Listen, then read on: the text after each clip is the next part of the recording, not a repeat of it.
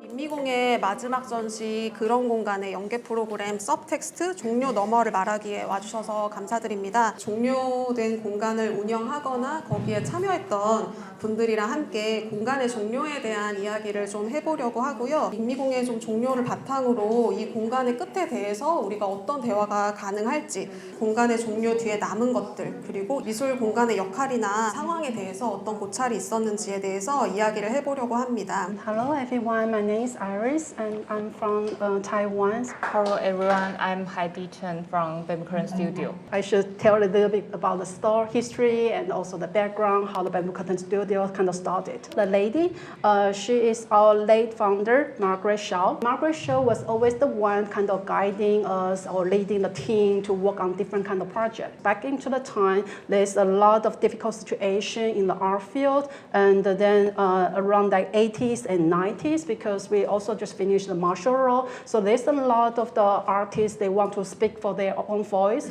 and there's a lot of artists who just came back from Western country, they want to do a lot of practice, but which is not really allowed in the public museum or official kind of space. At that time, she did two things. One is that she found the space. We have this family-owned kind of old chicken farm space, so she decided to leave the space for artists to do a lot of experiment over there. And the second thing she did is more like advocacy. She's really collaborating with the city government, central government, working with the Ministry of Culture, saying like we need to have the subsidy, we need to have the funding, we need to have the policy to kind of bring the Taiwanese artists to go abroad to exchange, the residency, or having the exhibition outside, but at the same time also welcome the international artists to stay in Taiwan, also do this kind of internal kind of exchange as well. So Barim Curtain Studio was like started from 1995 and it ended at the 2021. Around 20th anniversary, Margaret, she actually came out with kind of slogan, which is the creative collaboration as catalyst for change. So back into that time, we divided into 5 different kinds of focus. The first one will be related with the environmental project. It's called the Palm Tree Creek project. It's also one of the practice that we are still doing it right now. The second focus is more about the social practice. Their focus is caring about what's going on in the society right now. And as an artist, how can they deal into the practice? And the third direction will be more like incubation, like the leadership program. One is about the artists. We do the residency program, so we host the local artists, or we kind of recommend local artists to go. We are actually also focusing on the art administrator or these different kind of art practitioners. So which means that we're not just hosting the artists, we also kind of support our team to go abroad to do some kind of cultural exchange in order to broaden their kind of idea, like how are we going to treat the artists or helping the artists. And the first direction will mean focusing on the space. We have this kind of vacant chicken farm space, but turn into this kind of residency space. We also have the venue space inside of this kind of chicken farm, the warehouses. So allow the artists to do a lot of experimental kind of project, practice, all this kind of just test out before they really can go into the museum-oriented kind of production. And the final one will be the international exchange, because then Margaret, when around like 90s, she decided to form the space and also doing this international kind of collaboration. After that, we continue as a platform. It's not just a physical space, but we also become more like a platform to kind of inviting different kind of international organizations. We always have this kind of welcome party whenever the artist is arriving, or we have this kind of farewell party. So everyone, we do the potluck, including international artists and local artists, because try to let everyone know each other as well. I believe the friendship is important, and that's the reason why we are able to be here. So that's how we kind of able to continue the relationship, no matter whether the space is finished, closed or not. 네, 밤부 커튼 스튜디오의 소개까지 들었고요. 지금 싱가포르에 계신 운티엔웨이님 설명을 좀 듣도록 할까요? Okay, today I'll briefly share 2 art spaces based in Singapore, the Post-Museum and the Substation. So, Post-Museum is founded in 2007 by the curatorial collective P10. We operated in 2 1920s shophouses in Little India until 2011. So it serves as an independent cultural and social space promoting a proactive community, contemporary life, and the arts. So as a social enterprise, it is managed by Jennifer and myself as a custodian renting these premises from a private patron. Post Museum then included Food Number 3, which is actually like a bar and a deli. It has a place called the showroom where exhibitions can performance can happen. There's also a back room where there's multi-purpose spaces for people to use, and artist studios and offices. And we function at the time as a rental venue as well as organizing and hosting various events and activities which serve the community of arts, design, academic practices, and civil society. From that, we have different type of activities from local and international exhibitions, residency programs, or local and international talents, talks by local and international speakers, workshops, classes, community projects, and research and publishing. After just 4 years, we closed the space because it was difficult to maintain financially. But Post Museum didn't end when we closed. We transformed into a nomadic collective, continuing with pop ups, research, and public interventions across the city and internationally. The Substation was founded in 1990 by a theatre pioneer called Guo Baokun. It was housed in a disused power substation. It was Singapore's first independent contemporary art center. At the moment, or since its founding, it is an arts company with the board of directors who are custodians to the substation. So the premises are rented from the National Arts Council at a special reduced rates. The main thing is that it was the only place that housed all forms of art. It launched programs like the Set Fest, the film festivals and dance festival. It was a platform for emerging artists. This was, in a way, a home to theater, music, film, and visual art. So, in that sense, it was very special. The substation's aim was to nurture experimental and interdisciplinary and alternative voices. After 30 years at this space, the board of directors announced its closure due to the loss of the control of the premises.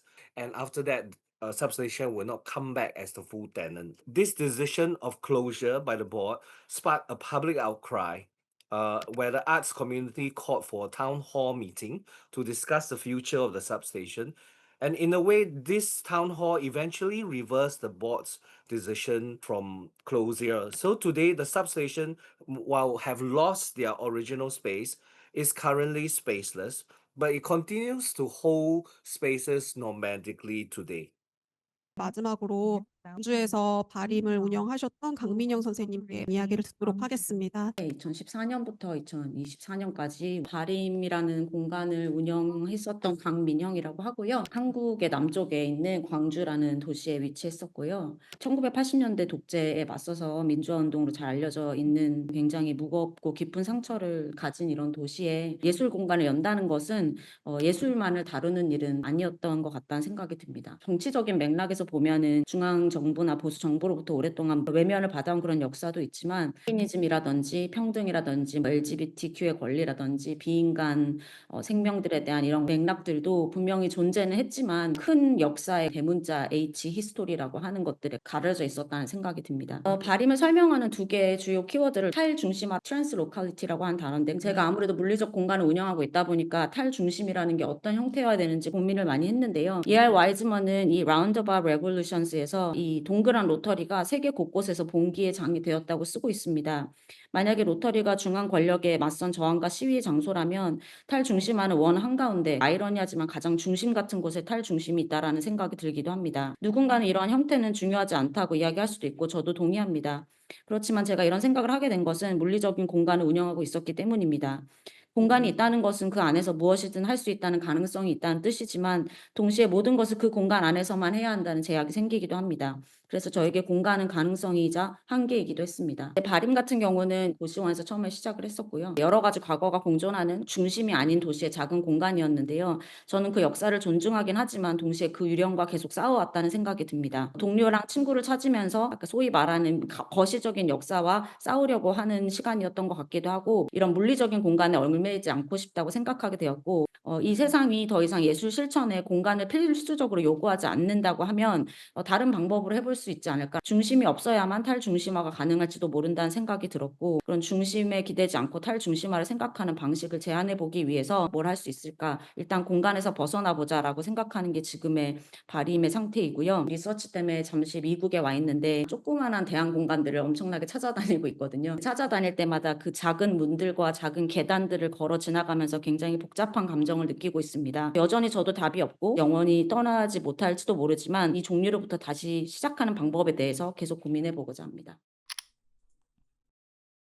지금 여기 계신 공간들이 다 10년 이상 운영을 하셨기 때문에 크고 작게 각자가 속한 미술계에 분명히 어떤 영향을 미치는 부분들이 있었을 거고, 그 사이에서 굉장히 다양한 관계가 만들어지기도 하잖아요. 그래서 종료를 공표를 했을 때 의견을 수렴하는 과정들이 있었을 텐데 그런 과정은 어땠는지 이야기를 좀 해주시면 좋을 것 같습니다.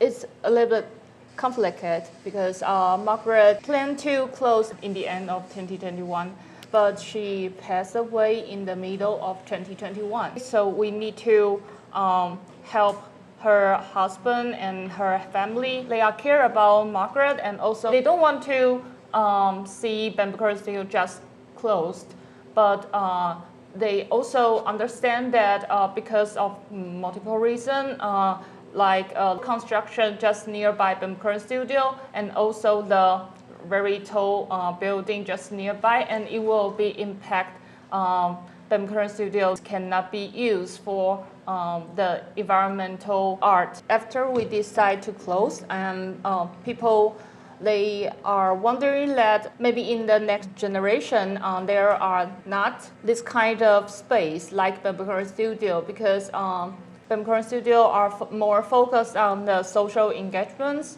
but people they are afraid that maybe not the next generation will care. In the 2021, we plan a closing forum. We invite our longtime collaborators like artists, local professionals to join discussion of our past 25 years. This forum is not only for the seeing what we done before. We also very care about how can we build new relationship by this forum. In the end of 2021, we also organized Bamboo Curtains Open Day, the final curtain. So we invite people like artists come back who had worked with different periods to return to the studio, because we want to use this kind of exhibition, performance, or different kind of activity and invite them to say goodbye to Bamboo Studio and also Margaret. So we arranged an exhibition for Margaret to do the memorial. And we also use timeline to let people know more about Margaret. We not only closing the physical space, but also the relationship, and also because her family access to help them to do the memorial of Margaret. So we also take care about the founder's personal archive after her passed away. In late 2025, we digitalized some of her early artworks, and also her video about the artworks, especially video works. We also worked with National Taiwan Museum of Fine Arts to produce a short documentary and to introduce her life, her social care, and her creative journey. 인미공이 이제 25년의 역사를 정리를 해야 하기 때문에 굉장히 다양한 종류의 자료를 저희가 갖고 있어요. 앞으로 정말 인미공을 모르는 그 시간이 더 길어질 텐데 이런 상황에서 아카이브를 어떻게 정리를 해야 할까가 궁금했었고, 아카이빙이라는 게 단순히 과거를 정리하는 게 아니고 현재랑 미래랑 어떤 방식으로 연결을 지을 것인가를 고민하는 굉장히 중요한 작업이라고 생각하고, 아카이브 작업을 하실 때 저장으로서의 아카이브가 아니라 이 공간을 재해석하고 그리고 앞으로 활용을 위해서 어떤 지점에 주목을 하고 있는지 그 부분에 대해서도 같이 이야기해 주시면 좋을 것 같습니다. As I participate in the Taiwan AAA forum, there has an experience I think is very interesting that one performer, he did a performance to describe the story behind each photos. He wearing a coat and when he bring a photo and describe the story, and after the describe, he just pass the photo on the codes. After the performance, the codes is full of the photos. And the end of the performance, it just shocked me that because in my thoughts, archiving just like do the timeline and list of our documents, but this kind of way, he used his body to do the documentary or archive. Although only the people who is on site to hear the voice, hear the story behind the photos, it's very powerful that people can follow his sound and understand what happened in the space. It is a different kind of way to think how to archive in space. It can be used different kind of way to make more people understood what happened in this history. And the other thing in the AAA I learned is from Mali Wu. She used the David Harvey's theory and to discuss about the relationship space.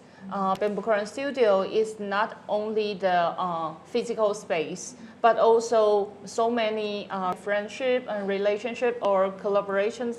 And she thinks that we only focus on the physical documents, but we always ignore the thing we cannot think, unseen. Those relationship is more important, and also what kind of impact after we close the art space is hard to measure, but it's important to recording, and how people remember this space is more important, but those archive is hard to deal with this kind of thing. So she want to discuss about this kind of relation space. What can we do to overcome this kind of limitation of the archive? Plumtree Creek is also very hard to do the archive, because in Plumtree Creek we are care about the progress, not the production. So till now we face to the many kind of obstacle to do the archive about this art action. When we are deal with the archive of the Plumtree Creek, we are trying to record the history or the mindset, like curator or participants or those artists who are doing this program. The reason why they join or the way they design the program. So we're trying to recording this kind of history on the archive. When we do the archiving, we can try to record this, then pass to the next generation. 그 substation 같은 경우도 인미공처럼 한 20년 정도 운영이 되어 온 걸로 알고 있고, 굉장히 많은 예술인들이 거쳐간 공간이라서 2021년 운영 변화와 관련해서 여러 치열한 논의들이 있던 것으로 알고 있거든요. 그런 얘기를 하다가 TN님이 그 substation의 운영 종료와 연결돼서 엔드게임이라는 프로그램을 당시 했었다라고 알려주셨었고, 그 자료를 보는데 굉장히 좀 흥미롭더라고요. 그래서 한 공간이 성격을 바꾸는 것에 대해서 예술인들이 아주 적극적인 의지를 보였던 프로그램이라고 저는 생각해서 좀 보여줄 수 있으면 좋겠거든요. I was working as the co-artistic director of the substation when there was an announcement for the closure of the space. Once the public knew about it, I had so many phone calls about messaging me, and then I remember like walking into the substation on the next day, right? And then some very senior artists came and just was so angry with what's happening, you know. So it was really an interesting experience for me. I shared about this game that we did. I developed a game called the Art Space Endgame, the Substation Town Hall. It is a live action role playing game which I developed with the Artist Village. It was presented as part with the National Gallery Singapore, and the project actually is exploring about what is unseen in art history, to look beyond just the artwork, like what happens behind the scenes, the kind of labor that all of you art people who run art space and the kind of emotional investments you have put into this project. So especially for an art space like the Substation, what's meaningful isn't just the art that is shown, but the relationships, the negotiations, and the labor that keep these spaces going. The game sort of invited audiences to step into the roles uh, of board member. So it is set in a time in 2021 during the lead up to the substation's closure in 2021. The players participate as a board member who then come together to decide as the new board member after the town hall to decide what is the fate of the substation. So there's a game master and that will guide the audience on what to do, and they have to decide like how much money should be spent in the new space if substation were to move out from the old space. Then I think the story sort of comes with a twist that there is then a protest outside the building where actually the National Art Council gave a phone call and told the board of directors that there's a protest outside the substation and can they end the protest quietly? Throughout, actually, this is a discussion about what is really valuable about the art space, the substation. And so the protesters and the board of directors or the players sort of discuss in this part of the game. This game then ends with the idea of whether this board of directors decide to carry on the substation in a different form or not. I think it's really about giving some kind of reimagination or something that actually has happened. But it also sort of plays some kind of agency for the players as well. 인터넷 중심으로 모든 게 인터넷에서 시작되고 인터넷 안에서 중요한 일들이 일어나고 그런 것들을 보면서 물리적인 공간 힘 자체가 점점 더 약해지는 그 흐름을 좀 따른 게 일단 하나 있는 것 같고요. 저도 그렇게 해야만 되는 것 같은 생각이 들었고 그런 상황이 왔을 때 물리적 공간을 여전히 유지하면서 계속 실천을 할 것인가 아니면은 그런 비물리적 공간에서 뭔가 실험해 볼 것인가 이제 두 가지 선택지가 있었을 제가 후자를 선택하게 된 것 같아요. 코로나 때 이제 우리가 비물리적으로 사람들과 만나는 경험들을 하면서 또 그게 더 가중이 됐던 것 같고요. 그래서 저는 사실 공간을 그만뒀다, 물리적인 공간을 없앴다, 없어졌다라고 하는 표현도 맞는 거지만 물리적인 공간이 아닌 데서 뭔가를 해보려는 시도를 한다라는 식으로 이야기하는 게 조금 더 진취적이게 들립니다. 그게 제가 생각하고 있는 거랑 더 맞는 것 같고요. When we closed the physical space, it was also really practical reason that we really had no more money. We have spent everything. It was just traumatic, lah. Like we really just didn't have enough money to continue, and we ran out of ideas, and we decided to call it a day. Um, but I think that we were not sure what to do next. If we're gonna think about running a space again, then I'm thinking like, oh, are we gonna lose more money? Because I'm very good at losing money. You know, that's my specialty. I can lose all the money in one go. But it lets me think about something else about working with communities in a different way that allows a different kind of working. For me, also allow me to sort of think. When we became nomadic, I think it allowed me to think about what it means to work in the urban space. So we just turn our living room into a project space. We're actually trying to set up an art space also in Malaysia at this point. We're exploring that as well. The city as always the center, but there's art everywhere. Why can't we start thinking about what's the difference between each other's context? Sometimes we think about such spaces where you have collective spaces and a lot of the care work seems to be carried out by women and people. So it's really also, even within independent spaces, it's also not really balanced. We need more spaces to sort of think about how people can come together and practice together. 같은 경우는 공간을 다시 할 거다라고 이야기를 하셨고 강민영 선생님 같은 경우는 물리적 공간이 아니더라도 다른 방식으로 바림의 활동들을 이을 방식을 찾고 있다라고 말씀하셨고 공통적으로 얘기를 하신 게 공식적으로 운영이 종료되기는 했지만 이게 완전한 끝이라고 생각하지는 않는다라는 이야기를 하셨던 게 좀 기억에 남거든요. 만약에 지금 이 시점에서 각자가 속한 미술계에서 공간이 만들어져야 된다라고 한다면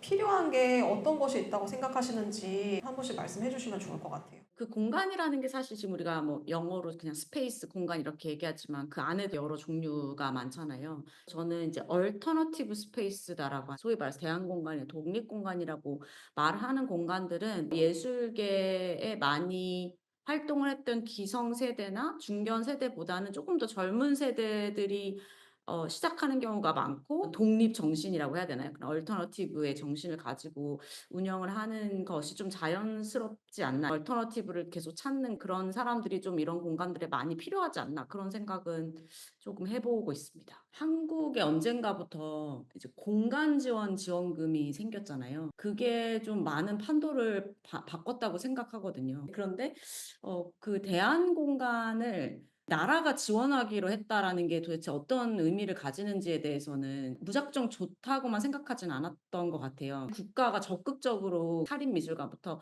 저 같은 조그만 공간까지 다 지원을 하게 되는 게 우리가 어디까지 인디펜던트나 얼터너티브라고 부를 수 있는지에 대해서 개인적으로 좀 고민이 들어서 어느 순간부터 생긴 공간 지원이라는 아르코의 기금이나 서울문화재단이나 그런 이제 각종 지방의 제거에 대해서 좀 생각해 볼 필요가 있다는 생각이 들었어요. 정답은 없이 말씀을 드리는 거지만 나라가 대안 공간을 지원한다라는 것에 대해서 우리가 어떤 스탠스로 바라볼 것인가 깊게 생각해 볼 필요는 있다는 생각이 듭니다.